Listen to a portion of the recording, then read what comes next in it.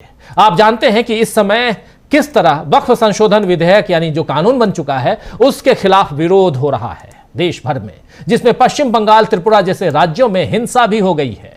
मगर स्थिति सुधारने यानी हालात सुधारने की जगह बीजेपी ब्लेम गेम में लग गई है। उसे किसी न किसी तरह कांग्रेस या टीएमसी जैसे दलों को कोसना है। मगर अब इन दोनों दलों ने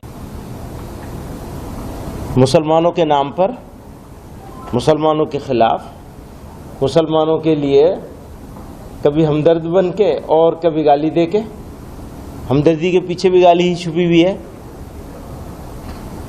इस एक्ट को दुर्भाग्य के साथ, दुर्भावना के साथ, दुर्भावनापूर्ण एक्ट है ये अमेंडमेंट है।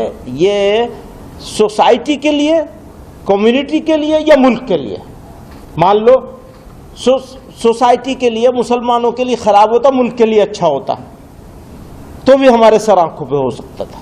हाँ ठीक है, थोड़ा तकलीफ होगी, बर्दाश्त कर लेंगे, कोई बात नहीं, देश का भला हो जाए। न देश के लिए, न कॉमन सोसाइटी के लिए, इंडियंस के लिए, और न ही मुसलमानों के लिए, किसी के लिए ये कानून सही नहीं है और इस तरह के अमेंडमेंट सही नहीं है। स्ट्रेंथन करने की बात करते हैं तो एक छोटी सी चीज थी कि कब्जा करने वाले के खिलाफ, जैसे कहते हैं ये कब्जा कर रखा, हम लोगों ने भी कब्जा कर रखा, कब्जा करने वाले के खिलाफ क्रिमिनल केस बनेगा। आपने इस अमेंडमेंट में उस क्रिमिनल होने को, क्रिमिनलिटी को खत्म कर दिया।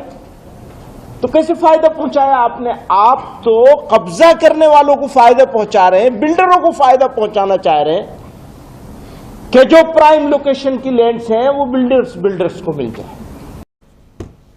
तो आप जमीयत उलेमाए हिंद इसकी प्रेस कॉन्फ्रेंस और इसमें ये घोषणा में ये साफ कि हम इसका प्रोटेस्ट तो करेंगे लेकिन गांधीवादी तरीके के हिसाब से करेंगे। तो एक तरफ देखिए बीजेपी की पोल कैसे खुलती जा रही है।